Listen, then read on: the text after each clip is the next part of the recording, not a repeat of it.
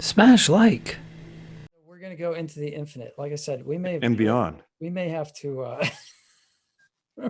we may have to redo the middle part, but that's okay.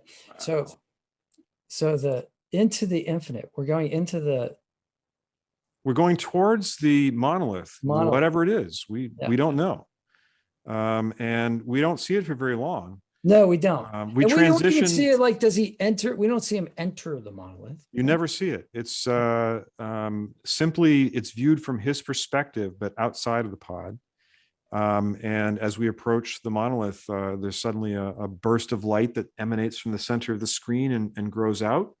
And then we begin to see all these colorful effects of the slit scan camera technology that if you were to show it to a youngster, they would assume it was early computer graphics. And right, but it's by not. God, that's absolutely what it looks like. It looks like you couldn't achieve these effects with anything other than advanced computer graphics. But nope, it's old-fashioned analog, using some clever trickery. Sure, like taking the camera and going like this. Yeah, that does happen. So that Bowman looks like he's shaking. encountering massive gravitational forces or something. And again, this is where I'm assuming like a black hole. I'm assuming like an event, like not the, I mean, like he's being, there's something going on that's extraordinary. There's something extraordinary, and we really don't see. We see Bowman in the shaking. Okay, so and he's squinting. So there's feels to him like there's some kind of physical trauma. So we're having that's done, and it's done in regular camera, like it's done in regular motion. We're able to be a test pilot. We're able to like he's priming us, right? Yep. So I think that Kubrick is taking us from this sterile, this more cerebral scene with the syzygy and the tumbling, monolith and the beautiful thing. And now he's like, okay, I'm going to make you feel something. Right. Yeah. This isn't the quiet desolation of space anymore. No. We're going somewhere. Yeah. And it's violent and it's active. Kubrick's reaching his hand out and he's like, wake up. Right. Because I'm going to show you some real stuff. You wait till you see this. Yeah, exactly. This is all the tricks that he had up his sleeve 10 years before this movie was made. Well, many of them. Right. And it's interesting that you bring that up. I hadn't thought about it at all, but there has to be a distinct break between all of the journey of discovery up to this point, which is that quiet, you're in space, it's silent.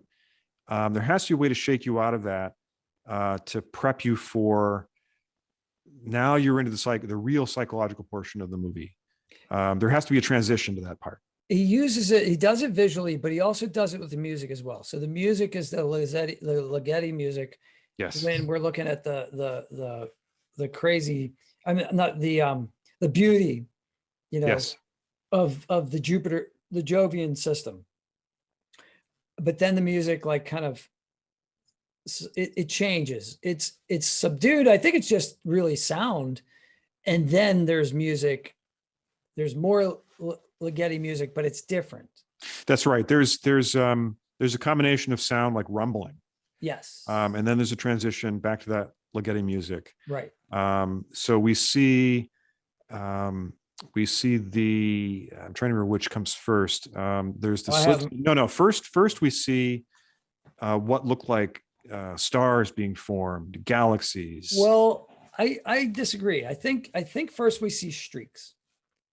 So we see the split. Oh, you're right. You're screen, right. Yes. And on one side we see a certain pattern of streaks, and on the other side we see a different pattern of streaks, red and green. I forget which way it starts, but we see that, and it's like, so for me, obviously there's the sense of motion, right? Mm-hmm. So you're traveling, but you're also, it seems like traveling at very, very high speed. Right. Yeah, absolutely. That's what I'm getting from that. Now imagine seeing these effects in 1968. Oh yeah. I mean, I'll tell you, they hold up now. Yeah. They hold up now. And before I had read the making of how did they get these effects, I remember staring at it just a few years ago thinking, how the hell did they do this? Well, So in particular, after we go through some of the colored streaks, which look like computer animation, then we go into that, what looks like stars being born or galaxies forming, something unknown, but clearly cosmic. Are we looking back in time? Who knows? right. And I remember looking at those effects again, thinking, how was that achieved? Now that I know how it was, it's like any magic trick. When you know how the magic trick is done, you're like, oh, of course, it's obvious. Well, don't Right? tell me, because But I'm not. I won't tell you. I Yeah. won't tell you. But it's still very cool. I mean, even if you know how, it's still very cool. Well, I just kind of came up with this kind of progression of these images and an interpretation of them, and I kind of want to let that kind of oil in my mind for a couple months, because I don't know that I ever dissected it as much as this, just because we were going to do this video. I actually like sat there and went like, well, wait a minute. Right. This looks like a scene from Koyaanisqatsi. This looks like technology taken from an aerial view. At least that's what those first streaks, the split screen streaks, seem like to me. And then the shapes started to become a little more organic. They look like bubbly, like kind of like swirls of color, like you would take a paint in a glycerin or something, like, and swirl it around. You're not far. You're not far off. How it was done. Yeah. Did you ever see the test where they've done that, where they'll take a cylinder and they'll put paint drops in it? And this is to talk about organization chaos theory. And they'll stir it like 4 times this way, and it's completely swirled. And then they'll stir it 4 times back, and the mixes. The droplets look almost the same as they were originally. Yeah, I think I've seen really that. that has more to do with like fluid mediums. I think it has to do with anything that any esoteric is trying to prove by that, but it's just a really neat experiment. Totally. Yeah.